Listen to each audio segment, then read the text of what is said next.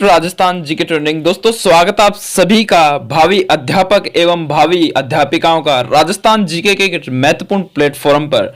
दोस्तों आज के इस वीडियो में हम मॉडल पेपर 2 लेकर आए हैं आपके लिए, जो कि लेवल फर्स्ट वालों के लिए बहुत ही महत्वपूर्ण मॉडल पेपर है। आपने फर्स्ट मॉडल पेपर को इतना प्यार दिया कि आपके भर भर कॉमेंट आ रहे थे कि सर जल्दी से जल्दी मॉडल पेपर 2 करवाइए, 2 करवाइए, 2 करवाइए। तो फाइनली दोस्तों मॉडल पेपर 2 आपके सामने है और इनमें भी हमें 150 प्रश्न मिलेंगे और 150 प्रश्नों का जवाब आपको फटाफट से देना है। तो चलिए दोस्तों बिना किसी वक्त गवाए चलिए शुरू करते हैं मॉडल पेपर की ओर। और नीचे कमेंट करके बता देना कि आपकी तैयारी कैसी चल रही है। तैयारी जानदार शानदार चलनी चाहिए आपकी। अब की बार सभी बनोगे मास्टर। तो चलिए दोस्तों पहला प्रश्न से शुरुआत करते हैं। हाँ तो मेरे साथी भाई बहनों, तो चलिए शुरू करते हैं। पहला प्रश्न है कि कौन सा कथन सुमेलित नहीं है। इनमें से ऐसा कौन सा कथन है जो सुमेलित नहीं है। लो चलिए आपके लिए मैं बड़ी स्क्रीन कर देता हूं, ये लीजिए।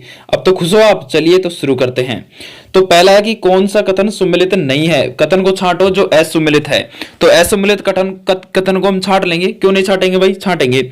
इनमें से क्या कह रहा है देखिए कि प्यारे साथियों क्या कह रहा है कि इंदिरा गांधी शहरी गारंटी रोजगार गारंटी योजना का 9 सितंबर 2022 को क्या हुआ था, शुभारंभ हुआ था। ये बिल्कुल सही कह रहा है। मुख्यमंत्री युवा संबल योजना 1 अप्रैल 2022 को शुरू हुई थी। क्या ये सही कह रहा है? नहीं दोस्तों, मुख्यमंत्री युवा संबल योजना 1 जनवरी 2022 को हुई थी। 1 अप्रैल को नहीं, 1 जनवरी को हुई थी। ठीक है, चलिए तो यानी कि अपना राइट आंसर दूसरा आ जाएगा। ठीक है, तीसरा है कि मुख्यमंत्री बाल गोपाल योजना 29 नवंबर 2022 को हुई थी। बिल्कुल सही हुई थी। घर घर औषधि योजना 1 अगस्त 2021 को हुई थी। बिल्कुल सही। ठीक है, चलिए दूसरा प्रश्न है दोस्तों आप सबके सामने कि राजस्थान आवासन मंडल द्वारा कहां कॉन्स्टिट्यूशनल क्लब राजस्थान का शिलान्यास किया गया है। तो दोस्तों राजस्थान आवासन मंडल द्वारा कहां कॉन्स्टिट्यूशनल क्लब ऑफ राजस्थान का शिलान्यास किया गया है। तो यह किया गया है दोस्तों जयपुर में। ठीक है, चलिए तीसरा प्रश्न है कि राजस्थान हस्तशिल्प नीति 2022 जारी करने वाला भारत का कौन सा राज्य हो गया है। तो कौन सा राज्य हो गया है? यह हो गया तीसरा राज्य। ठीक है, चलिए ये करंट के प्रश्न भी शामिल किए हैं। चौथा प्रश्न है राजस्थान में किसको कला एवं संस्कृति क्षेत्र में उल्लेखनीय लेखन कार्य हेतु भूपेन हजारिका समर्पण सम्मान गौरव सम्मान 2022 से सम्मानित किया गया है। तो दोस्तों ये किया गया है किसे? श्री पन्नालाल मेघवाल को किया गया है। ठीक है, चलिए पांचवा प्रश्न है दोस्तों कि रक्षा मंत्री राजनाथ सिंह द्वारा पन्नाधाय की प्रतिमा का अनावरण कहां पर किया गया है। तो इंपॉर्टेंट प्रश्न है दोस्तों, स्टार लगा लीजिएगा, आपकी एग्जाम में छपने वाला है कि रक्षा मंत्री राजनाथ सिंह द्वारा पन्नाधाय की प्रतिमा का अनावरण कहां पे किया गया है। कहां पे किया गया है दोस्तों, फटाफट से कमेंट करके बताओ। गोवर्धन सागर उदयपुर में किया गया है। ठीक है, अगला है कि राज्य बजट 2022-23 में घोषित इंदिरा गांधी शहरी रोजगार गारंटी योजना कब लागू की गई थी। अभी अभी हमने बात की थी कि कब लागू की गई थी। अभी पहले प्रश्न में ये बताओ फटाफट से। तो ये लागू की गई थी 9 सितंबर को। ठीक है, चलिए अगला प्रश्न है राजस्थान के किस शहर को सोलर सिटी बनाने के लिए प्रोजेक्ट ऊर्जा स्वीकृत किया गया है। तो किस शहर को बनाने के लिए किया गया है? यह किया गया पुष्कर अजमेर को। ठीक है, अगला प्रश्न है केंद्रीय विमानन मंत्रालय द्वारा राजस्थान में कहां एयर कार्गो कॉम्प्लेक्स के निर्माण को मंजूरी प्रदान की गई है। तो कहां पे की गई है? यह की गई उदयपुर में। ठीक है, चलिए अगला प्रश्न दोस्तों कि संयुक्त राष्ट्र संघ ने निम्नलिखित में से किस वर्ष को मोटे अनाजों का अंतर्राष्ट्रीय वर्ष घोषित किया गया है। तो संयुक्त राष्ट्र संघ ने निम्नलिखित में से किस वर्ष को मोटे अनाजों का अंतर्राष्ट्रीय वर्ष घोषित किया गया है। तो यह किया गया है दोस्तों 2023 को। ठीक है, चलिए स्वच्छ सर्वेक्षण 2022 रैंकिंग में सबसे स्वच्छ शहर निम्नलिखित में से किसे घोषित किया गया है। तो दोस्तों स्वच्छ सर्वेक्षण 2022 रैंकिंग में सबसे स्वच्छ शहरों की श्रेणी में सबसे फर्स्ट पर आता है दोस्तों कौन आता है दोस्तों? इंदौर आता है। ठीक है, इंपॉर्टेंट प्रश्न है दोस्तों। चलिए राजस्थान का अक्षांश विस्तार बताइए फटाफट से कमेंट करके कि राजस्थान का अक्षांश विस्तार कौन सा है। तो दोस्तों राजस्थान का अक्षांश विस्तार की बात करें तो कौन सा है? 23 डिग्री 3 मिनट उत्तर से 30 डिग्री 3 मिनट उत्तर तक। ठीक है, ये याद रखना दोस्तों, एग्जाम में जरूर पूछा जाएगा। ठीक है, चलिए राजस्थान का क्षेत्रफल भारत के कुल क्षेत्रफल का कितना प्रतिशत है? 10.41% है। ये याद रखना 10.41% है। चलिए राजस्थान के रेतीले शुष्क मैदान और अर्ध शुष्क मैदान की समवर्षा रेखा द्वारा पृथक किए जाते हैं। तो कौन सी समवर्षा रेखा द्वारा पृथक किए जाते हैं? तो ये किया जाता है 25 सेंटीमीटर समवर्षा रेखा द्वारा पृथक किए जाते हैं रेतीले शुष्क मैदान और अर्ध शुष्क मैदान। ठीक है, याद रहेगा ना। चलिए अगला प्रश्न है दोस्तों कि कौन सा कोड पश्चिमी बीकानेर की जलवायु के लिए काम में लिया जा सकता है। तो कौन सा कोड लिया जा सकता है? ये लीजिए कोड आपके सामने है, यानी कि कोपेन का दे रखा है। तो बता दीजिए तो कौन सा कोड है इसमें से। तो इसमें से कौन सा कोड आ जाएगा? राइट आंसर जो BWH है ना। तो राइट आंसर दूसरा BWH। एक minute BWH right answer BWH के बारे में बात करें तो शुष्क मरुस्थलीय जलवायु प्रदेश। इस प्रदेश में राजस्थान के पश्चिमी जिले जैसे जैसलमेर, उत्तरी पश्चिमी बाड़मेर, बीकानेर का पश्चिमी भाग अर्थात पाकिस्तान की सीमा से लगते महान भारतीय मरुस्थल ग्रेट इंडियन डेजर्ट क्षेत्र सम्मिलित होता है इसके अंदर BWH में। ठीक है, याद रहेगा। चलिए अगला है, बंगाल की खाड़ी में गिरने वाली राजस्थान की नदियों का सही युग्म निम्न में से कौन सा है जो बंगाल की खाड़ी में गिरती है? तो ऐसी नदी कौन कौन सी है? काली सिंध और गंभीरी। ठीक है, काली सिंध चंबल की दाहिनी सहायक नदी है, याद रखना। जबकि जो गंभीरी है ना वो बेड़स की सहायक नदी है। बेड़स बनास नदी में मिलती है तथा बनास चंबल की सहायक नदी है, यह भी आपको पता होना चाहिए। काली सिंध व गंभीरी चंबल के साथ विलित होकर बंगाल की खाड़ी में गिरती है। और लूणी हो गई, माई हो गई, जवाई हो गई, और ये तीनों के तीनों अरब सागर में गिरती है, ये भी ध्यान रखना। ठीक है, चले अब चलो राजस्थान में मीठे पानी की सबसे बड़ी झील आपसे पूछ ले तो आपको क्या बताना है? जैसमंद झील बताना है, जैसमंद झील, ना कि ये सभी। ठीक है, जैसमंद झील आपको बताना है राइट आंसर में।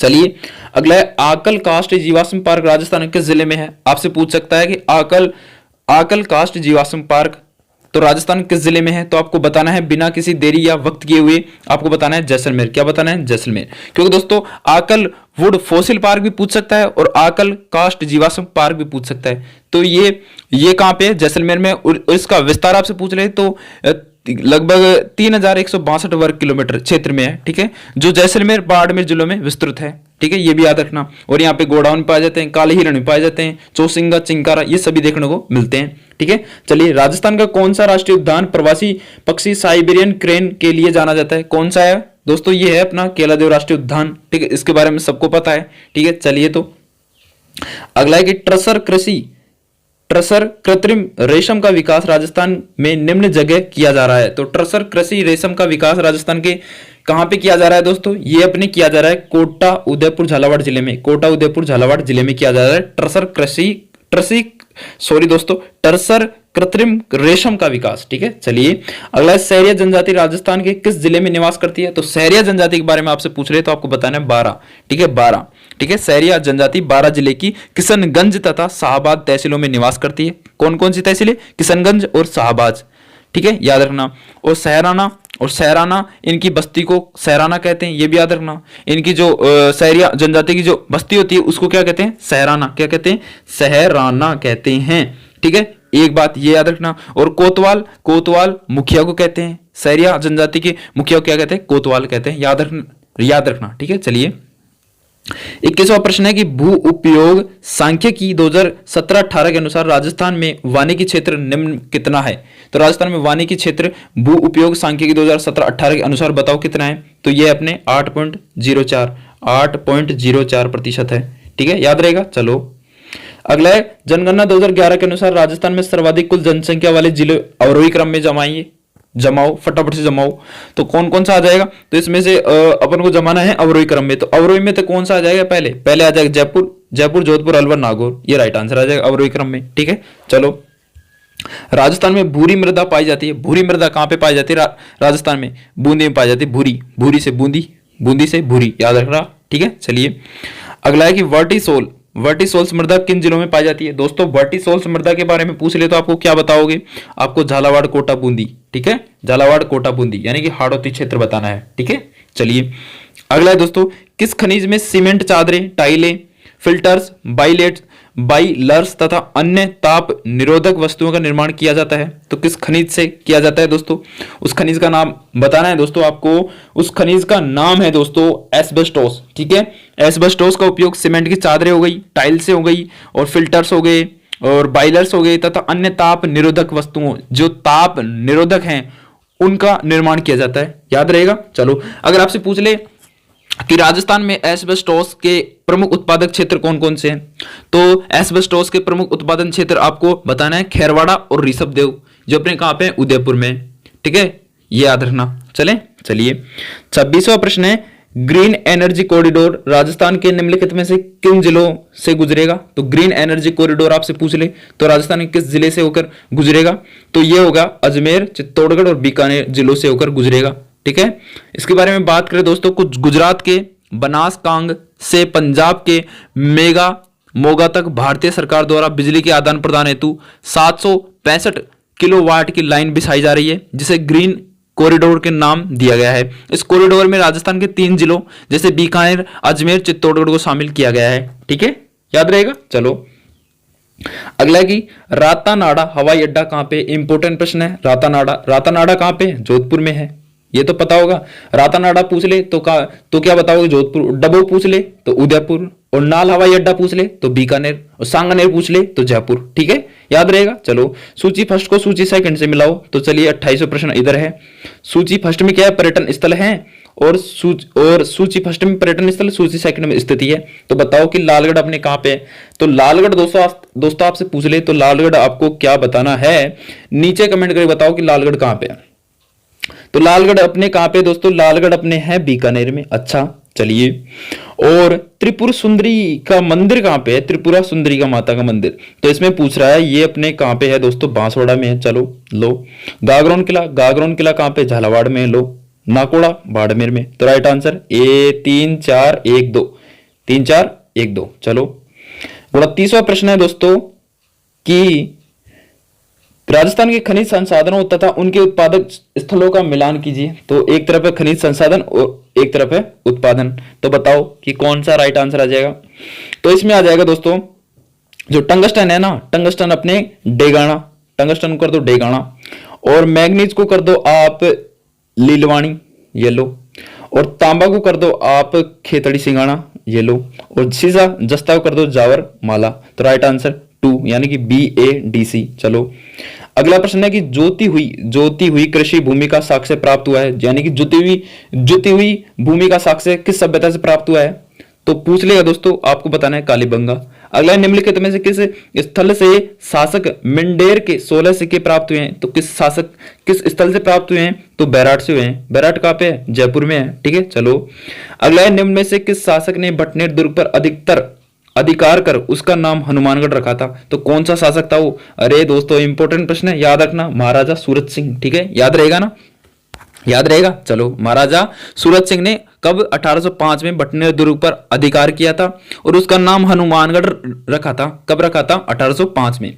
और 21 मार्च 1818 को ईस्ट इंडिया कंपनी के साथ संधि की थी, किसने, हनुमानगढ़ ने। याद रहेगा। चलो तो अगला प्रश्न है दोस्तों, इंपॉर्टेंट प्रश्न है कि कुंभलगढ़ प्रशस्ति में किसे विषम घाटी पंचानन के नाम से जाना जाता है। तो किसे जाना जाता है, तो वो जाना जाता है दोस्तों हमीर, राणा हमीर को। ठीक है, चलिए मेवाड़ के किस शासक ने चित्तौड़ में द्वारकाधीश मंदिर का निर्माण करवाया था। तो चित्तौड़ में द्वारकाधीश मंदिर का निर्माण मेवाड़ के कौन शासक थे, महाराणा मोकल के द्वारा करवाया गया था। याद रहेगा ना, महाराणा मोकल के द्वारा करवाया गया था। दोस्तों एक बात हमेशा याद रखना कि विषम घाटी पंचानन अपने राणा हमीर को कहा जाता है, और मेवाड़ का उद्धारक पूछ ले तो भी राणा हमीर को कहा जाता है। ठीक है, चलिए अगला क्वेश्चन है दोस्तों कि निम्नांकित में से कौन सा ग्रंथ कुंभा द्वारा रचित नहीं है। इनमें से कौन सा ग्रंथ है जो कुंभा द्वारा रचित नहीं है। तो इनमें से राइट आंसर अपना आ जाएगा कुंभा द्वारा दोस्तों संगीत राज भी है, संगीत मीमांसा भी है, रसिक प्रिया भी है, लेकिन राज वल्लभ नहीं है। ठीक है, राज वल्लभ कुंभा द्वारा रचित नहीं है। ठीक है, चलो तो कुंभा द्वारा रचित ग्रंथ में आपसे पूछ सकता है तो कौन कौन से है। तो सुधा प्रबंध है, कामराज रतिसार है, संगीत सुधा है, संगीत मीमांसा है, संगीत राज है, रसिक प्रिया है, चंडी शतक है, और संगीत रत्नाकर पर टीका लिखी गई है। कुंभा का दरबारी विद्वान पूछ ले तो आपको मंडन बताना है, और मंडन द्वारा रचित रचनाएं आपसे पूछ ले तो वास्तु सार, देवमूर्ति प्रकरण, राजवल्लभ, रूप मंडन, कोदंड मंडन इत्यादि, ये सभी किसके हैं, ये उसके कुंभा का दरबारी कवि मंडन द्वारा रचित रचनाएं हैं। याद रहेगा। चलो तो इसका राइट आंसर क्या आ जाएगा, ये आगा राजवल्लभ। चलो अगला क्वेश्चन है कि निम्न में से मेवाड़ के किस शासक को शिशु अवस्था में पन्नाधाय ने अपने पुत्र का बलिदान देकर बचाया था। तो दोस्तों ऐसे तो कौन थे, ऐसे तो राणा कौन थे, राणा थे उदय सिंह। ठीक है, जो महाराणा प्रताप के वो थे, पिता थे। ठीक है, चलिए निम्नलिखित को सुम्मिलित करो फटाफट से कि कौन कौन से सम्मिलित हैं। निम्नलिखित को सुम्मिलित करो, तो सुम्मिलित कर लेते हैं, क्यों नहीं करेंगे भाई, करेंगे। तो इसमें से ये इधर हैं, इनके प्रश्न कहां पे, ये रहे इधर, इनके कोड दे रखे हैं, तो कोड के अनुसार अपन को सम्मिलित करना होगा। तो चलिए इनको सम्मिलित करते हैं। तो तारागढ़ किला कहां पे है दोस्तों, तारागढ़ किला आपसे पूछ ले तो आपको क्या बताना है, अजमेर में है। आपसे पूछ ले जयगढ़ कहां पे है, तो जयगढ़ अपने जयपुर में है। आपसे पूछ रहे कीर्ति स्तंभ कहाँ पे है, कीर्ति स्तंभ कहाँ पे है, चित्तौड़गढ़ में है। और मेहरानगढ़ पूछ रहे तो जोधपुर में है। तो कुल मिला के 2 4 3 1 राइट आंसर आ जाएगा। 2 4 3 1 हेर लीजिए कहाँ पे है, ढूंढो। 2 4 3 1 2 4 3 1 राइट आंसर थर्ड। चलो अगला प्रश्न है दोस्तों कि बूंदी में स्थित रानी जी की बावड़ी का निर्माण किसके द्वारा करवाया गया था। तो बूंदी में स्थित रानी जी की बावड़ी का निर्माण दोस्तों ये करवाया गया था रानी नाथावती के द्वारा। यानी कि बूंदी में स्थित रानी जी की बावड़ी का निर्माण बूंदी शासक अनिरुद्ध सिंह की पत्नी थी, कौन थी, नाथावती, उन्होंने करवाया था। ठीक है, याद रहेगा। चलिए, और दोस्तों इस बावड़ी को, रानी जी की बावड़ियों का सिरमौर भी कहते हैं। ठीक है, चलिए कि अगला क्वेश्चन है दोस्तों कि भंडार भोज किस अवसर पर रखा जाता है। भंडार भोज आपसे पूछ ले तो किस अवसर पर रखा जाता है दोस्तों, विवाह के अवसर पर। ठीक है, विवाह के समय। ठीक है, भंडार भोज का अन्य नाम बरोटी भोज भी है। क्या है, बरोटी भोज, जो विवाह के बाद वधु के स्वागत में किया जाने वाला भोज भंडार भोज कहलाता है। ठीक है, ये याद रखना। अगला है कि निम्न में से कौन सा नृत्य राजस्थान के कालबेलिया का नहीं है। इनमें से कौन सा है जो कालबेलिया का नृत्य नहीं है। तो पनियारी है, इंडोनी है, संक्रिया है, लेकिन चरी अपने कालबेलिया का नहीं है। चरी तो दोस्तों किशनगढ़, अजमेर व आसपास क्षेत्र में गुजर जाति की महिलाओं द्वारा किया जाने वाला नृत्य है। किशनगढ़ की श्रीमती फल्गुबाई का इस नृत्य को लोकप्रिय बनाने में अद्वितीय योगदान था, आपको पता होगा। चलिए, तो चलिए अपने गुजर जनजाति द्वारा किया जाता है। अगला है निम्नलिखित में से कौन सा भीलों का प्रसिद्ध नाटक है। इनमें से कौन सा भीलों का प्रसिद्ध नाटक है दोस्तों, बता दीजिए। स्वांग नहीं है, तमाशा नहीं है, रम्मत नहीं है, गौरी अपने भीलों का प्रसिद्ध नाटक है। गौरी भीलों का प्रसिद्ध नाटक है। गौरी लोक नाट्य राजस्थान का सबसे प्राचीनतम लोक नाट्य एवं लोक नाट्य का मेरू नाट्य है। ठीक है, याद रहेगा। भारत का एकमात्र नाट्य जिसका मंचन दिन में होता है। कब होता है, दिन में होता है। गौरी लोक नाट्य में सिर्फ भील पुरुष भाग लेते हैं, ना कि महिलाएं। याद रहेगा ना। चलो याद रहेगा तो बहुत अच्छी बात है।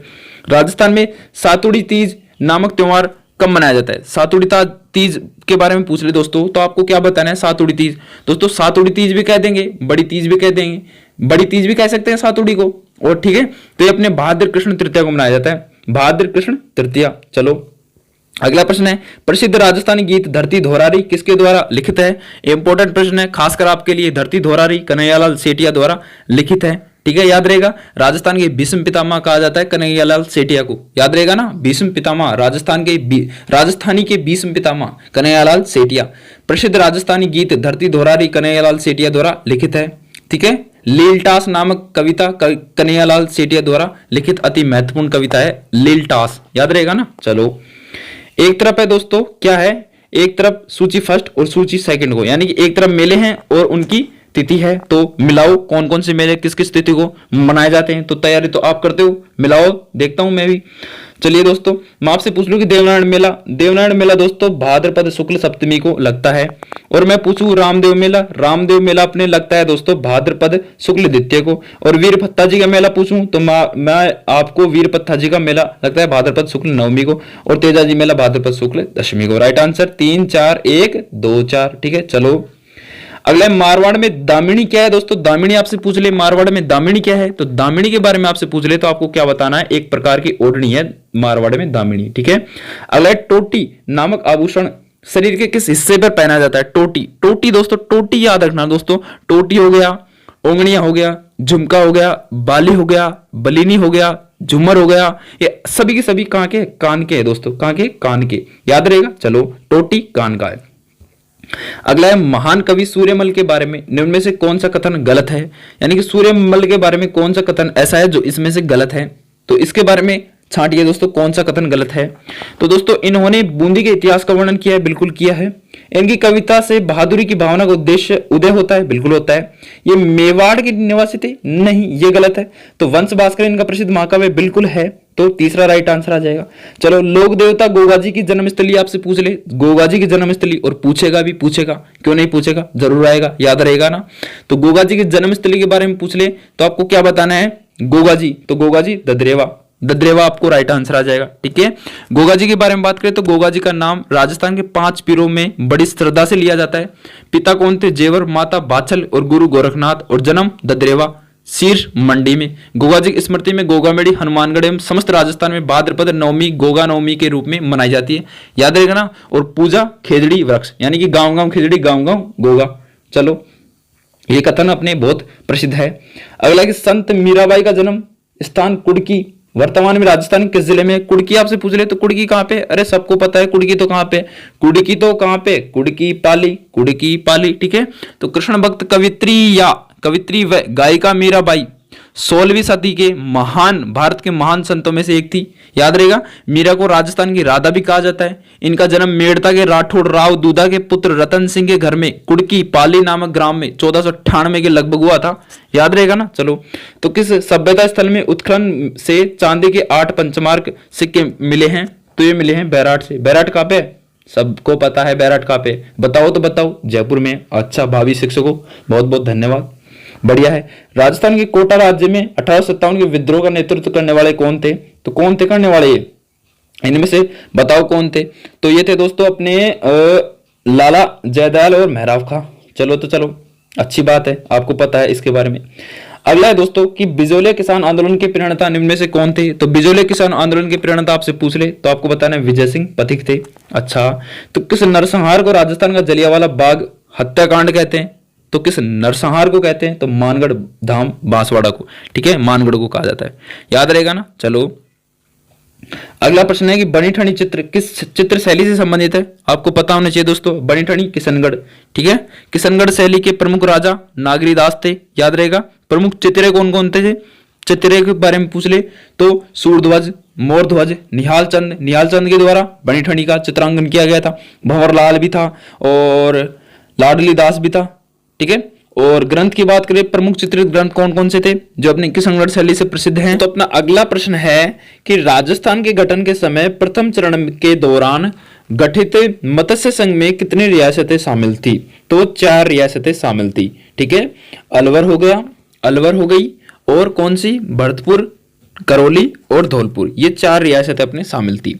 अगला स्वतंत्रता सेनानी श्री केसरी सिंह बारेट की जन्मस्थली पूछ ले तो शाहपुरा आपको बताना है। ठीक है, चलिए अगला प्रश्न है राजस्थानी का स्वतंत्र भाषा के रूप में वैज्ञानिक विश्लेषण प्रस्तुत करने वाले प्रथम विद्वान आपसे पूछ ले तो आपको क्या बताना है? जॉर्ज अब्राहम ग्रिशन आपको बताना है। ठीक है, मुंडियारी ख्यात का विषय है। मुंडियारी ख्यात किसका विषय है? तो मारवाड़ के राठौड़ों का विषय है। ठीक है, अगला प्रश्न दोस्तों, एक तरफ है पुस्तक और एक तरफ है लेखक, तो अपन को बताना है कि कौन सा किससे संबंधित है। तो हम्मी रायण है वो अपने भांडव व्यास द्वारा रचित है। ठीक है, और अगला है वीर मायण अपने बांदर द्वारा रचित है। रघुनाथ रूपक अपने दोस्तों किसके द्वारा रचित है? ये अपने मच्छाराम सेवंग के द्वारा रचित है। और किरतार बावणी अपने दुर्सा आड़ा द्वारा रचित है। तो राइट आंसर दूसरा आ जाएगा। 4, 1, 2, 3। ठीक है, चलिए अगला प्रश्न दोस्तों कि ग्रिशन ने किस बोली को भीलों की बोली की संज्ञा दी है? तो वागड़ी को दी है। ठीक है, अगला प्रश्न है दोस्तों कि किसी राज्य के राज्यपाल के संबंध में निम्न कथनों पर विचार करो। यानी कि अपन को राज्यपाल के संबंध में, राज्यपाल को गवर्नर भी कहते हैं, उसके संबंध में जो विचार हैं उन पर विमर्श करना है कि कौन कौन सा इसमें से सही आ जाएगा और कौन कौन सा गलत है। तो इसके बारे में बताना है। तो पहला है कि उनको भारत के मुख्य न्यायाधीश नियुक्त करते हैं। नहीं, उसको भारत के न्यायाधीश थोड़े ना नियुक्त करते हैं, नहीं करते ना। तो राइट आंसर नहीं, गलत। ठीक है, दूसरा है कि वे राष्ट्रपति की इच्छा अनुसार पद पर रहते हैं। बिल्कुल, ये भी राइट आंसर है। अगला है उनमें राज्य की कार्यकारी शक्तियां निहित होती है। बिल्कुल होती है। सामान्यतः वे 5 वर्ष के लिए पद पर रहते हैं। बिल्कुल रहते हैं। ठीक है, राइट आंसर 2, 3, 4 आ जाएगा। अगला प्रश्न दोस्तों कि राजस्थान नगर पालिका अधिनियम 2009 के प्रावधानों के अनुसार राज्य सरकार द्वारा नगर परिषद में अधिकतम कितने व्यक्ति नाम निर्दिष्ट किए जा सकते हैं? तो अधिकतम दोस्तों आपसे पूछ ले तो आपको बताना है अधिकतम 8 व्यक्ति। ठीक है, निम्नलिखित में से किसने राजस्थान में सबसे अधिक बार मुख्यमंत्री के रूप में शपथ ली थी? तो भैरू सिंह शेखावत नहीं, वसुंधरा राजे भी नहीं। ठीक है, किसने ली थी?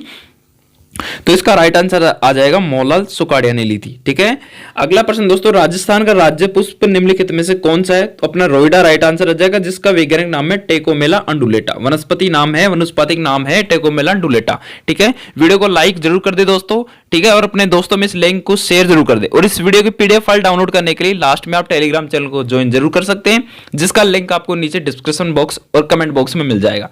ठीक है, जहां से आप इसकी आंसर सहित पीडीएफ फाइल डाउनलोड कर सकते हैं और इसका बार बार अध्ययन कर सकते हैं। ठीक है, चलिए दोस्तों बात कर लेते हैं इंदिरा रसोई का शुभारंभ कब हुआ था। तो दोस्तों आपसे पूछ ले कि इंदिरा रसोई का शुभारंभ किया गया था, तो 20 मार्च 2020 को किया गया था। ठीक है, मार्च आएगा या अगस्त? नहीं, अगस्त आएगा। ठीक है, 20 अगस्त 2020 को किया गया था। ठीक है, चलिए अगला प्रश्न है, वर्तमान में राजस्थान में कौन सी संस्था उद्योगों के लिए मूलभूत सुविधा मुहैया कराती है? तो RIICO करवाती है। ठीक है, अगला है RIICO करवाती है। अगला है कि देलवाड़ा के जैन मंदिरों का निर्माण निम्न में से किसके द्वारा करवाया गया था? तो देलवाड़ा के जो जैन मंदिरों का जो निर्माण है दोस्तों वो विमल शाह के द्वारा करवाया गया था। ठीक है, याद रहेगा। चलिए अगला प्रश्न, राजस्थान सरकार के ओलंपिक, एशियाई व राष्ट्रमंडल खेलों का नगद इनाम बढ़ाने का निर्णय लिया है। अब ओलंपिक खेलों में स्वर्ण पदक जीतने वालों को कितनी राशि दी जाएगी? तो उनको 3 करोड़ रुपए की राशि दी जाएगी। ठीक है, चलिए अगला प्रश्न है कि औद्योगिक उत्पादन निर्देशांक जो कि भारतीय अर्थव्यवस्था में औद्योगिक क्रियाओं का मापक है, इनमें क्या सम्मिलित नहीं है? इनमें से कौन सा सम्मिलित नहीं है? तो दोस्तों विद्युत सम्मिलित है, खनन सम्मिलित है, निर्माण सम्मिलित है, लेकिन गैस एवं जलापूर्ति सम्मिलित नहीं है। ठीक है, आपसे पूछ रहे राजस्थान का कौन सा शहर विश्व में रत्न बाजार के लिए प्रसिद्ध है? तो आपको बताना है दोस्तों जयपुर शहर। ठीक है, चलिए अगला प्रश्न है कि निम्नांकित में से कौन सा पद ग्रहण करने से पूर्व राजस्थान के राज्यपाल के समक्ष पद की शपथ लेता है? तो इसमें से कौन सा राइट आंसर आ जाएगा? सबसे पहले आप उनको छांटना है। तो इसका राइट आंसर पूछ ले दोस्तों आपसे, तो आपको क्या बताना है? राइट आंसर इसका आ जाएगा कि राजस्थान राज्य मानवाधिकार आयोग का अध्यक्ष होता है राज्यपाल, बिल्कुल होता है। ठीक है, और बताना राजस्थान का लोकायुक्त होता है, लोकायुक्त भी होता है। ठीक है, राज्य निर्वाचन आयुक्त होता है, नहीं। राजस्थान का महाधिवक्ता, नहीं। तो राइट आंसर केवल ए व बी राइट आंसर आ जाएगा। ठीक है, अगला प्रश्न है दोस्तों, अगला प्रश्न क्या कह रहा है? ध्यान पूर्वक इस प्रश्न को पढ़ेंगे और इसका राइट आंसर देंगे। क्या कह रहा है कि निम्नलिखित को सम्मिलित कीजिए तथा नीचे दिए गए कूट में से सही उत्तर को चुनिए। एक तरफ उद्योग है और एक तरफ अवस्थिति है, यानी कि कौन सा उद्योग कहां पे अवस्थित है। ठीक है, इसके बारे में अपन को पता लगाना है। तो दोस्तों पता लगा दीजिए कि कौन सा उद्योग कहां पे। तो ले लैंड ट्रक फैक्ट्री आपसे पूछ रहे, ले लैंड ट्रक फैक्ट्री आपसे पूछ रहे दोस्तों, तो आपको क्या बताना है? ले लैंड ट्रक फैक्ट्री अपने अलवर में है। ठीक है, और आपसे पूछ ले दोस्तों इंस्ट्रूमेंटल लिमिटेड कहां पे है? तो इंस्ट्रूमेंटल लिमिटेड अपने कोटा में है। और आपसे पूछ रहे दोस्तों कि स्टेट टैनरीज लिमिटेड कहां पे है? तो टोंक में है। ठीक है, और आपसे पूछ रहे राजस्थान एक्सोलॉसिव एंड केमिकल लिमिटेड कहां पे है? तो आपको बताना है धौलपुर में है। तो राइट आंसर 2, 3, 1, 4। ठीक है, ऑप्शन नंबर 4 राइट आंसर आ जाएगा। ऑप्शन नंबर 4 राइट आंसर अपने आ जाएगा। ठीक है, ऑप्शन नंबर 4। चलिए अगला है कि भारत सरकार की पहल योजना किससे संबंधित है? तो दोस्तों भारत सरकार की पहली योजना अपने किससे संबंधित है? पहली योजना ये अपने बालिका शिक्षा संवर्धन से संबंधित है। नहीं, बालिका शिक्षा नहीं आएगा, ये उपभोक्ताओं के खाते में एलपीजी अनुदान स्थानांतरण से संबंधित है। अगला है दोस्तों राजस्थान नवजीवन योजना प्रारंभ की गई थी। दोस्तों राजस्थान नवजीवन योजना प्रारंभ की गई थी, किस लिए प्रारंभ की गई थी दोस्तों? ये की गई थी दोस्तों अवैध शराब के निर्माण में शामिल व्यक्तियों समुदाय हेतु ये योजना प्रारंभ की थी पहल। ठीक है, चलिए अगला लघु और सीमांत किसानों को पेंशन के उद्देश्य प्रधानमंत्री किसान मानधन योजना कब प्रारंभ की गई थी?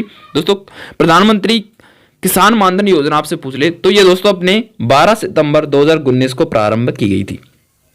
अगला प्रश्न क्या कहता है दोस्तों? अगला प्रश्न देखिए, अगला प्रश्न है कि 1 अप्रैल 2020 को भारत सरकार द्वारा शुरू की गई अटल भूजल स्कीम में सहायता उपलब्ध कराने वाली संस्थान कौन सी है? तो दोस्तों अटल भूजल स्कीम में सहायता उपलब्ध करवाने वाली जो संस्था है वो कौन सी है, जो 1 अप्रैल 2020 से भारत सरकार द्वारा शुरू की गई थी? दोस्तों इसका आपसे पूछ ले तो आपको बताना है दोस्तों विश्व बैंक। क्या बताना है? विश्व बैंक। देखते हैं इसके बारे में कि आयुष्मान भारत महात्मा गांधी राजस्थान स्वास्थ्य बीमा योजना के तहत MOU किन के मध्य निष्पादित हुआ था? तो दोस्तों आयुष्मान भारत महात्मा गांधी राजस्थान स्वास्थ्य बीमा योजना के तहत AMU किसके मध्य हुआ था? तो इसके बारे में अगर बात करें तो दोस्तों ये अपने मैक्स लाइफ इंश्योरेंस और लाइफ इंश्योरेंस कॉर्पोरेशन के मध्य हुआ था। ठीक है, किसके मध्य? मैक्स लाइफ इंश्योरेंस और लाइफ इंश्योरेंस के मध्य हुआ था ये MOU। ठीक है, चलिए बात करें दोस्तों अगला प्रश्न की कक्षा 3 से 8वीं तक चलाया गया बेसलाइन आकलन प्रोग्राम कौन सा है? तो दोस्तों कक्षा 1 से 8वीं तक चलाया गया बेसलाइन आकलन program star bank to school है। ठीक है, याद रहेगा स्टार बैंक टू स्कूल। अगला है शिक्षा दर्शन प्रोग्राम की शुरुआत कब की गई?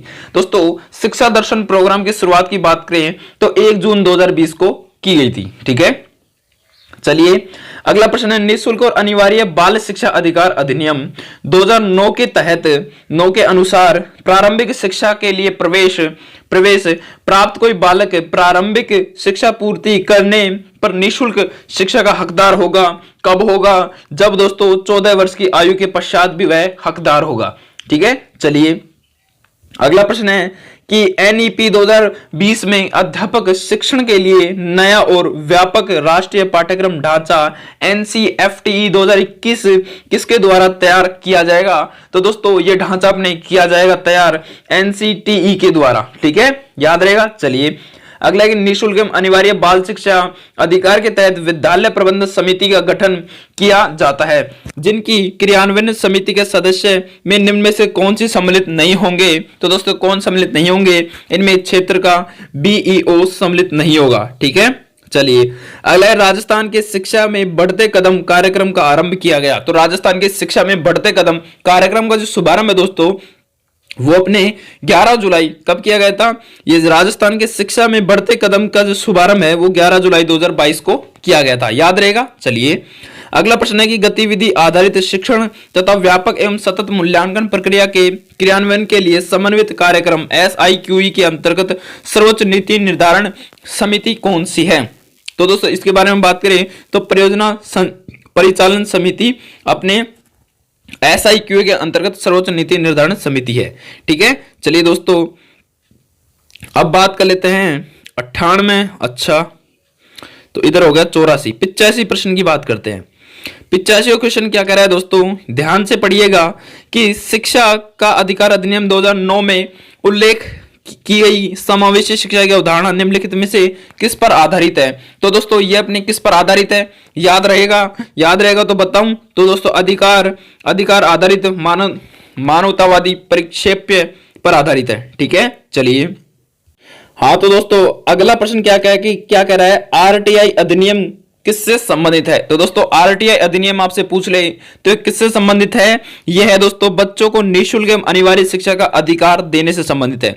अगला क्वेश्चन है 87 नंबर का कि शिक्षक मूल्यांकन प्रपत्र एक सत्र में कितनी बार भरा जाता है? तो दोस्तों शिक्षक मूल्यांकन प्रपत्र एक सत्र में कितनी बार भरा जाता है? आप सब भावी शिक्षक बनने जा रहे हो तो इसका राइट आंसर तो आपको देना ही पड़ेगा दोस्तों, और वो भी कमेंट में देना पड़ेगा। ठीक है, शिक्षक मूल्यांकन प्रपत्र एक सत्र में कितनी बार भरा जाता है, इसके बारे में आपको इसका जवाब आपको नीचे कमेंट बॉक्स में देना है। चलिए अगला प्रश्न है दोस्तों, अगला प्रश्न क्या कह रहा है दोस्तों? ध्यान से पढ़ना कि निःशुल्क एवं अनिवार्य बाल शिक्षा अधिकार अधिनियम 2009 दिव्यांग बच्चों की निःशुल्क शिक्षा के अधिकारों को सुनिश्चित करता है।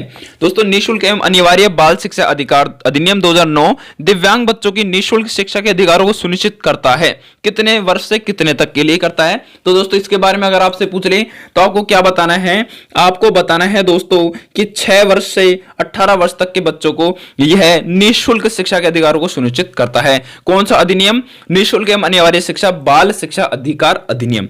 ठीक है, चले आगे। तो चलिए अब बात करते हैं दोस्तों state institute for quality education कार्यक्रम प्रारंभ किया गया था। दोस्तों state institute for quality education कार्यक्रम जो प्रारंभ किया गया था दोस्तों ये किया गया था सत्र 2015-16 में किया गया था। ठीक है, चलिए अगला प्रश्न है कि शिक्षा का अधिकार अधिनियम 2009 के क्रियान्वयन के बाद कक्षा कक्ष किस प्रकार का रहता है दोस्तों? तो दोस्तों कक्षा कक्ष के बारे में आपसे पूछ रहे तो अप्रभावित है, क्योंकि शिक्षा का अधिकार विद्यालय में कक्षा की औसत आयु को प्रभावित नहीं करता। ठीक है, चलिए अब बात कर लेते हैं हिंदी के कुछ महत्वपूर्ण प्रश्नों की। तो पहला प्रश्न है कि 91 का कि संस्कृति का सही संधि विच्छेद क्या हो जाएगा? दोस्तों आपसे संस्कृति शब्द का सही संधि विच्छेद आपसे पूछ ले तो आपको क्या बताना है दोस्तों? समप्रस समधन कृति बताना है। समधन कृति। निम्नलिखित में से संज्ञा शब्द कौन सा है? तो दोस्तों संज्ञा शब्द आपसे पूछ ले तो पुण्य नहीं है, लघु नहीं है, चिटकाई नहीं है, चिंगारी अपनी संज्ञा शब्द है। ठीक है, अगला है कि भौतिक वस्तुओं में रेखाकृत शब्द क्या है? भौतिक वस्तुएं, इसमें दोस्तों जो ये शब्द कौन सा है? क्या भौतिक वस्तु संज्ञा शब्द है, विशेषण शब्द है, या क्रिया विशेषण है, या फिर क्रिया शब्द है? इसके बारे में आप बात करें तो विशेषण शब्द है भौतिक वस्तु। ये कोई किसी की विशेषता बता रही है। अगला दोस्तों संजय बहुत देर से टहल रहा है। इसमें कौन सी क्रिया है? संजय बहुत देर से टहल रहा है, देर से टहल रहा है, देर से टहल रहा है, यानी कि अकर्मक क्रिया है। ठीक है, चलिए अगला कि पुरुषवाचक सर्वनाम से संबंधित वाक्य कौन सा है? पुरुषवाचक सर्वनाम से संबंधित वाक्य की बात करें तो वह आवश्यक कार्य से अजमेर गया था, इसमें पुरुषवाचक सर्वनाम आ जाएगा। अगला इंग्लिश का क्वेश्चन है दोस्तों। इंग्लिश प्रश्नों की बात करें तो the peace are going up by leaps and bounds, तो इसका राइट आंसर देख लीजिए दोस्तों, आपको सही ढंग से पढ़ लेना है। मुझे थोड़ी बहुत इंग्लिश कमी आती है, तो 96 नंबर का मैं प्रश्न आपको आंसर बताता हूं, आप अच्छे से पढ़ के इसका आंसर दीजिएगा दोस्तों। ठीक है, वीडियो को पॉज करके आराम से पढ़ लेना। ठीक है, मैं इसका राइट आंसर रिप्लेडी कर देता हूं। ठीक है, राइट आंसर थर्ड आएगा। ठीक है, चलिए आप अपने हिसाब से कर लेना। ठीक है, अगला है कि change the following sentence into direct speech. She said that she was happy, तो she said that she was happy को अपन को डायरेक्ट स्पीच में चेंज करना है। तो दोस्तों इसका राइट आंसर आ जाएगा अपना कि I am happy see sad, I am happy see sad. ठीक है, चलिए मैं खुश हूं। चलिए अगला है कि choice the correct passive form of the following sentence, तो 98 नंबर का आंसर आ जाएगा दोस्तों अपने पास। इनमें से अपन को करेक्ट छाटना है कि the at the Apple, they at the Apple, इसके बारे में अपन को करेक्ट इसकी वो छाटनी है, सेंटेंस छाटना है, करेक्ट सेंटेंस कौन सा आ जाएगा। तो इसका आ जाएगा the apple is eaten by them. ठीक है, अगला है fill into the blanks with the correct form of verb, यानी कि आई के आगे नॉट वर्क ऑन संडेज, तो इसका राइट आंसर क्या आ जाएगा? 99 का सही आंसर क्या आ जाएगा दोस्तों? इसका सही आंसर आ जाएगा डू का प्रयोग होगा कि I do not work on Sundays. ठीक है, चलिए अगला इंग्लिश का प्रश्न क्या कह रहा है दोस्तों? फील द सो प्रश्न क्या कह रहा है कि fill in the blanks with the correct article, तो आर्टिकल है एंस लुकिंग फॉर खालिस्तान में क्या आ जाएगा? न्यू जॉब की जगह न्यू जॉब के आगे खालिस्तान में राइट आंसर आ जाएगा दोस्तों ए न्यू जॉब, एंस looking for a new job. ठीक है, चलिए अब कुछ मैथ के प्रश्नों की बात कर लेते हैं दोस्तों। मैथ के प्रश्नों के लिए आपको एक कॉपी पेन लेके बैठ जाना है, या फिर आपका दिमाग बहुत तेज है तो आप फटाफट से इसका आंसर दे सकते हो। पहला प्रश्न क्या कर रहा है? 101 नंबर का क्वेश्चन क्या कर रहा है कि एक विद्यार्थी को उत्तीर्ण होने के लिए 35% अंक प्राप्त करने थे, उसने 650 अंक प्राप्त किए, तो 50 अंकों से उत्तीर्ण हो गया, पूर्णांक कितने थे? अरे दोस्तों पूर्णांक पूछ रहे हैं, बिल्कुल राइट आंसर, बिल्कुल राइट आंसर क्या जाएगा? पूर्णांक दोस्तों अगर हम बात करें तो उत्तीर्ण अंक कितने थे? 650, कितने थे?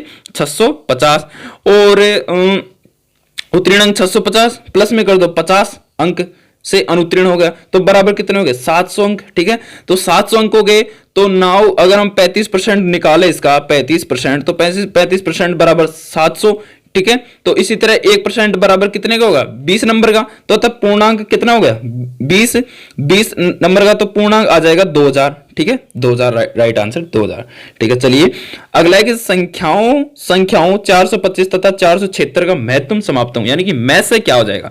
425 और 476 का आपसे मैं से पूछ रहे दोस्तों, तो आपको क्या बताना है दोस्तों? इसका मैं से आ जाएगा, अपने मैसे की बात करें तो इसका राइट आंसर 17 आ जाएगा। ठीक है, चलिए अगला प्रश्न है कि एक व्यक्ति ने बैंक से कुछ रुपया 15% वार्षिक ब्याज की दर से उधार लिया, अगर 3 साल बाद वह 7,250 रुपए वापस करता है तो उसने कितना रुपए उधार लिया था, यानी कि उधार रुपए पूछ रहा है। तो दोस्तों उधार रुपए की बात करें तो उसने उधार रुपए लिए थे अपन से कि मिश्र धन 7,250 और रेट 15% और समय हो गया 3 वर्ष, तो कुल मिला के उसने 5,000 रुपए लिए थे। आप अपने हिसाब से निकाल लेना। ठीक है, राइट आंसर 5,000 आ जाएगा।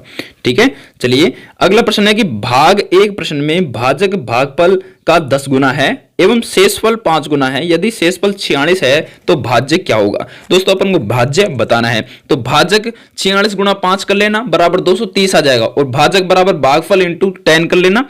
ठीक है, उसके पश्चात आपके पास कुल जो आंसर आएगा वो आ जाएगा दोस्तों 5336 आपके पास राइट आंसर आ जाएगा। ठीक है, अगला ऐसा पूर्णांक युग्म है जिसका अंतर 2 है, ऐसा पूर्णांक युग्म कौन सा है जिसका अंतर 2 है? तो इसका राइट आंसर आ जाएगा दोस्तों दूसरा, यानी कि -7 और -9। ठीक है, चलिए दोस्तों अब कुछ साइंस के महत्वपूर्ण प्रश्नों की बात कर लेते हैं। तो चलिए तो सिरका एक विलियन है, सिरका एक विलियन है, किसका विलियन है सिरका? तो दोस्तों सिरका इसमें विलियन है, किसका आ जाएगा? यह है 5% -8% एसिटिक अम्ल और जल का, यानी कि 5% तो एसिटिक अम्ल और 8% जल का एक मिश्रण एक विलियन है सिरका। ठीक है, सर्वाधिक सामान्य रूप से काम आने वाला अर्धचालक पदार्थ कौन सा? यानी कि सबसे ज्यादा सामान्य रूप से काम आने वाला अर्धचालक पदार्थ आपसे पूछ रहे दोस्तों, तो आपको क्या बताना है? सिलिकॉन बताना है। ठीक है, क्या? सिलिकॉन बताना है। चलिए, सिलिकॉन अपना राइट आंसर आ जाएगा। निम्नलिखित में से किस तत्व की परमाणुकता 1 होती है? तो दोस्तों किस तत्व की परमाणुकता 1 होती है? तो आर्गन की परमाणुकता 1 होती है, याद रहेगा, आर्गन की। ठीक है, तो सूची फर्स्ट को सूची सेकंड से सुमिलित करना है अपन को। ठीक है, तो सुमिलित कर लेते हैं, क्यों नहीं करेंगे? एक तरफ है सूची फर्स्ट और एक तरफ है सूची सेकंड, यानी कि किस कौन सा अम्ल किस पदार्थ में पाया जाता है ये अपन को बताना है। तो दोस्तों आप सबको पता होगा कि सिट्रिक अम्ल हमें किस चीज में देखने को मिलता है? दोस्तों सिट्रिक अम्ल है वो हमें किस में मिलता है? नींबू में। ठीक है, सबको पता है। ठीक है, अम्ल के बारे में जरूर ध्यान रखना। ब्यूटेरिक अम्ल दोस्तों अपने मक्खन में मिलता है। ठीक है, मक्खन वाला जो मक्खन होता है ना, घरों में निकालते हैं वो। और एसिटिक अम्ल दोस्तों आपसे पूछ ले तो आपको क्या बताना है? ये अपने सिरका में उपलब्ध होता है और लैक्टिक अम्ल दूध में। तो राइट आंसर थर्ड आ जाएगा, थर्ड राइट आंसर आ जाएगा। क्या आ जाएगा? 2 1 4 3। ठीक है, चलिए अब आपसे पूछ रहे हैं कि निम्नलिखित में से कौन सा भौतिक परिवर्तन का उदाहरण है? दोस्तों भौतिक परिवर्तन और रासायनिक परिवर्तन को आप सही ढंग से पढ़ लेना, क्योंकि यहां से प्रश्न बनेंगे। ठीक है, भौतिक परिवर्तन के बारे में बात करें दोस्तों, भौतिक परिवर्तन क्या होता है कि जब कोई परिवर्तन होता है ना, भौतिक परिवर्तन में एक नया पदार्थ नहीं बनता और रासायनिक परिवर्तन में नया पदार्थ बन जाता है। ठीक है, जैसे कोई बर्फ का टुकड़ा है, बर्फ के टुकड़े को अगर हमें वो पिघल जाएगा तो वो एक भौतिक परिवर्तन कहलाएगा, यानी कि बर्फ भी पानी है और जो पानी है वो भी एक पानी है। ठीक है, तो इसी तरह वो नया रूप नहीं ले रहा। ठीक है, यानी कि नया पदार्थ नहीं बन रहा, वो एक दूसरे में स्थानांतरण जरूर हो जाता है लेकिन वो नया रूप नहीं लेता। ठीक है, तो रासायनिक परिवर्तन में तो ऐसा होता ही होता है। ठीक है, तो आपको याद रखना है। तो पूछ रहा है कि भौतिक परिवर्तन का उदाहरण कौन सा है? तो भौतिक परिवर्तन का उदाहरण आपसे पूछ रहा है, तो देखो, तो इनमें से कागज को फाड़ना, रंग में परिवर्तन होना, हाइड्रोजन ऑक्सीजन का मिलकर जल बनना और कागज का जलना। तो इनमें से कौन सा एक भौतिक परिवर्तन का उदाहरण है? इसमें अपन को देना है। कूट शब्द इसमें दे रखे हैं, तो कूट शब्द की बात करें तो दोस्तों ये, चलिए इसके बारे में बात कर लेते हैं। तो दोस्तों बात करें कि कागज का फाड़ना, दोस्तों कागज का फाड़ना एक भौतिक परिवर्तन है, याद रहना। ठीक है, हम कागज को फाड़ रहे हैं। ठीक है, कागज को फाड़ रहे हैं, ना कि कागज से कोई दूसरी चीज बना रहे हैं। तो सिर्फ कागज को फाड़ना भौतिक परिवर्तन कहलाता है। रंग में परिवर्तन, तो ये तो एक रासायनिक परिवर्तन हो जाएगा। हाइड्रोजन ऑक्सीजन का मिलकर जल बनना, ये तो एक रासायनिक परिवर्तन हो जाएगा। कागज का जलना, ये भी रासायनिक परिवर्तन हो जाएगा, लेकिन कागज को फाड़ना एक भौतिक परिवर्तन है। ठीक है, चलिए अगला प्रश्न दोस्तों कि सूची फर्स्ट को सूची सेकंड से मिलान कीजिए। एक तरफ केंद्र है, एक तरफ उद्योग है, यानी कि कुल वर्ल्ड जीके से लिया गया प्रश्न है। ठीक है, एक तरफ केंद्र और एक तरफ उद्योग है, तो राइट आंसर आपको बताना है। तो दोस्तों आप सबको पता होगा कि आप सबको ध्यान भी होगा कि अगर हम ओसाका की बात करें तो ओसाका अपने सूती वस्त्र के लिए फेमस है। ठीक है, डेट्रायड दोस्तों अपने किसके लिए है? मोटर कार के लिए, यानी कि ऑटोमोबाइल के लिए प्रसिद्ध है।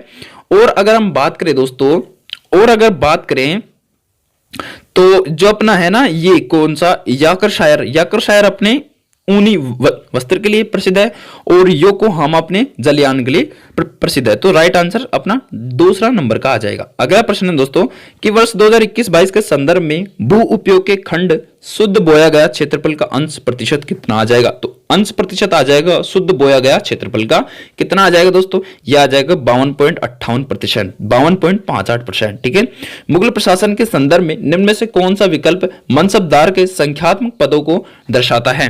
तो राइट आंसर क्या आ जाएगा? 113वें नंबर का दोस्तों राइट आंसर आ जाएगा। जात और सवार अपने मनसबदार के संख्यात्मक पदों को दर्शाता है।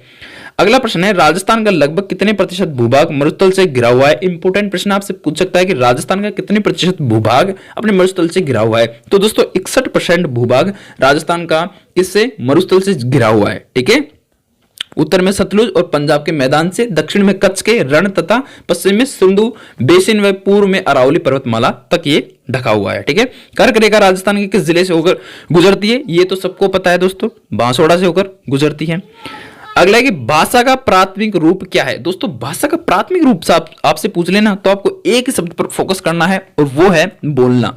बोलने से अपना भाषा का पता चलता है कि भाषा का प्राथमिक रूप बोलना है। ब्लूम उपागम के अनुसार शिक्षा की त्रिपदी प्रक्रिया में सम्मिलित है। ब्लूम उपागम के अनुसार शिक्षा की त्रिपदी प्रक्रिया में कौन सम्मिलित पद है? तो इसका राइट आंसर क्या आ जाएगा दोस्तों? व्यवहार में परिवर्तन। ठीक है, चलिए अगला प्रश्न दोस्तों, पठन कौशल विकसित करने हेतु निम्नलिखित सही तरीका है। पठन कौशल विकसित करने का सबसे अच्छा तरीका कौन सा है दोस्तों? यह है बाल साहित्य पढ़ना। बाल साहित्य पढ़ना अपन को पठन कौशल विकसित करा सकता है, बाल साहित्य पढ़ना।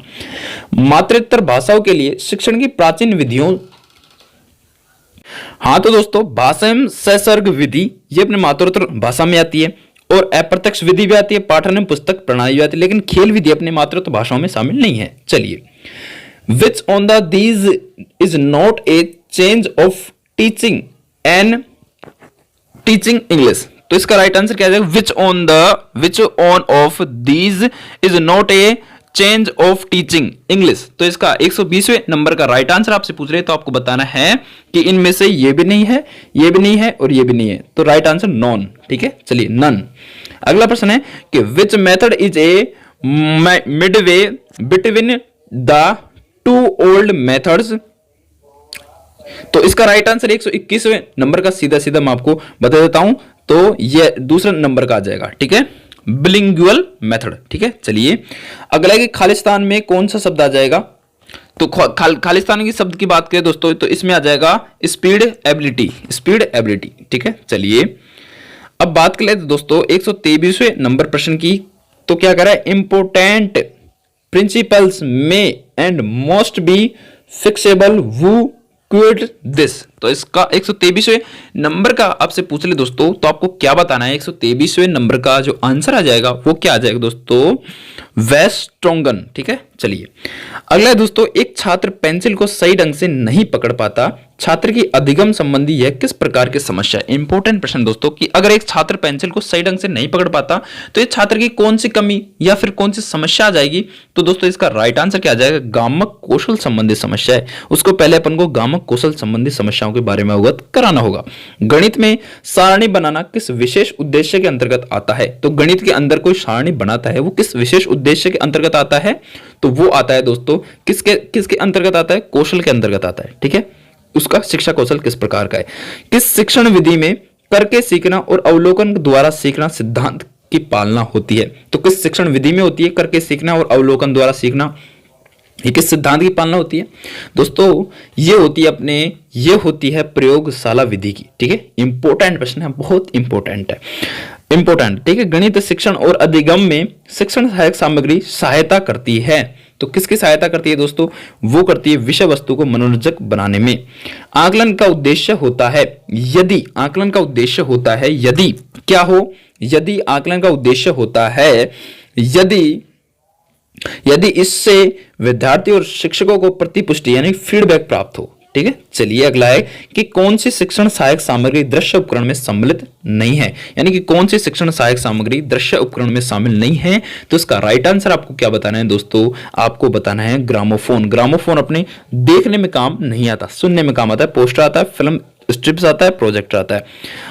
अवेक्षण उपागम का मुख्य बिंदु कौन सा है? तो अवेक्षण उपागम का मुख्य बिंदु आपसे पूछ ले तो आपको बताना है हम कैसे जानते हैं।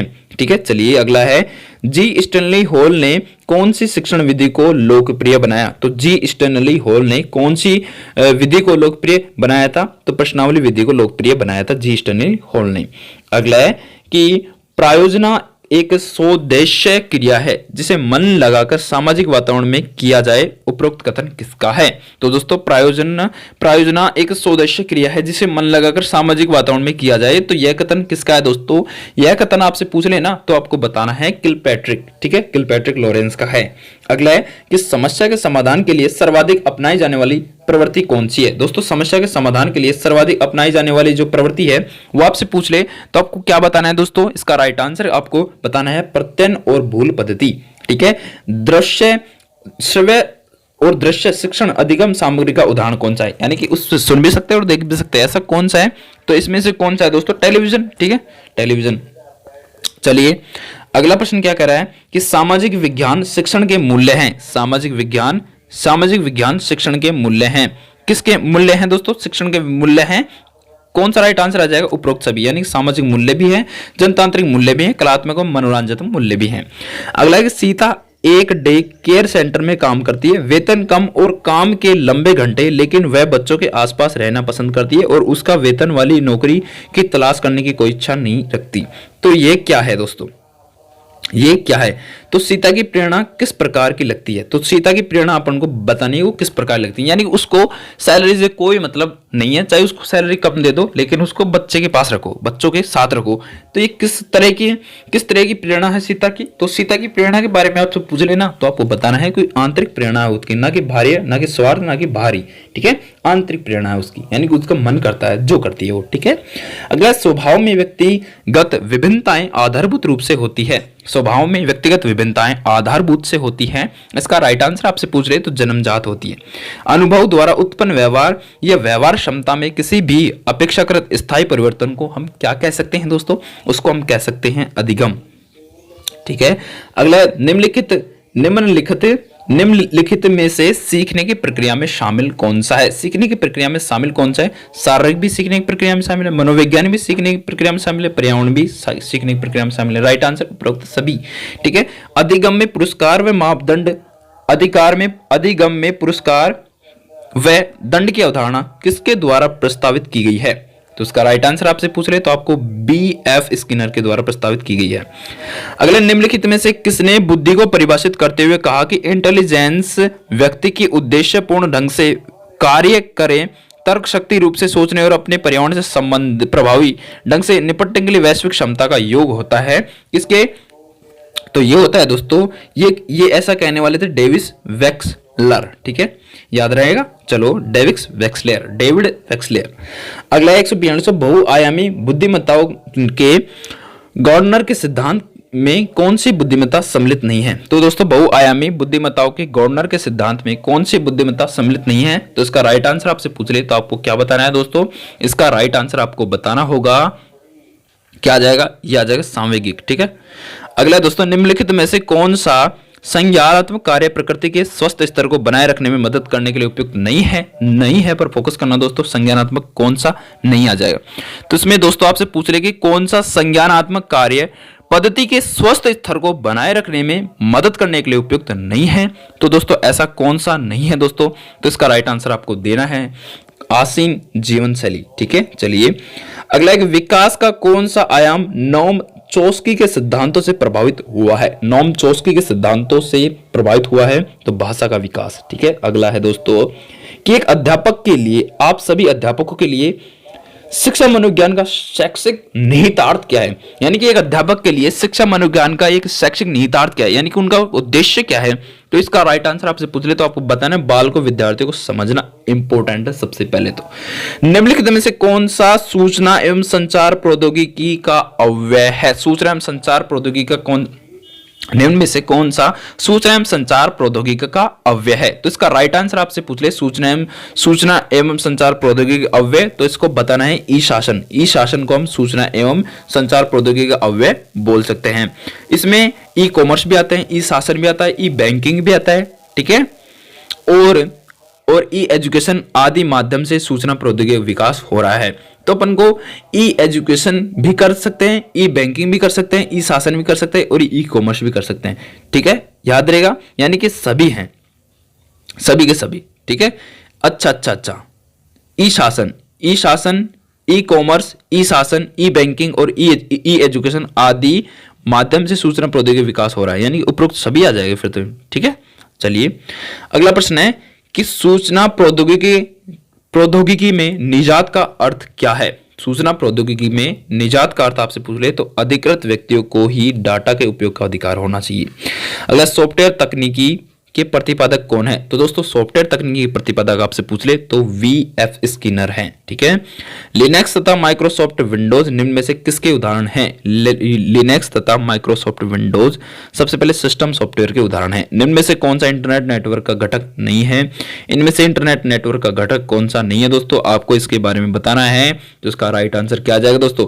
50वें नंबर का राइट आंसर आ जाएगा। आपसे पूछ रहे स्पीकर या अपने इंटरनेट नेटवर्क का उदाहरण नहीं है, इंटरनेट से नहीं चलते स्पीकर, स्पीकर को तो डायरेक्ट भी चला सकते हैं। तो दोस्तों ये हो गए अपने 150 प्रश्न। ठीक है, कितने प्रश्न हो गए? 150 प्रश्न की आशा करता हूं कि आपको यह मॉडल पेपर बहुत ही ज्यादा पसंद आया होगा। नीचे कमेंट करके जरूर बताना कि आपको यह मॉडल पेपर कैसा लगा और आपके 150 प्रश्नों में से कितने प्रश्न सही हुए। ये दूसरा मॉडल पेपर था। ठीक है, अगर आपने पहला मॉडल पेपर नहीं देखा तो नीचे डिस्क्रिप्शन बॉक्स में लिंक दिया गया है, या फिर इसी मॉडल पेपर के बाद दूसरा मॉडल पेपर आपकी वीडियो के सामने उपलब्ध हो जाएगा। उसको पहला मॉडल पेपर आपके सामने उपलब्ध हो जाएगा, उसको देखना और अपना स्कोर बताना। ठीक है, तो सभी भावी अध्यापक एवं अध्यापिकाओं को बहुत बहुत धन्यवाद। आप सभी अपने जीवन में सफल हो और एक नई ऊंचाई को छुए, ऐसी मैं मनोकामनाएं करता हूं और आपके लिए नए नए मॉडल पेपर और लाने की मैं जरूर कोशिश करूंगा। इसलिए चैनल को सब्सक्राइब करके बेल आइकन को प्रेस कर लो, ताकि नया मॉडल पेपर आते ही आपके पास नोटिफिकेशन चले जाए और आप परीक्षा तक अपने अनुसार तैयारी कर सको। ठीक है, धन्यवाद।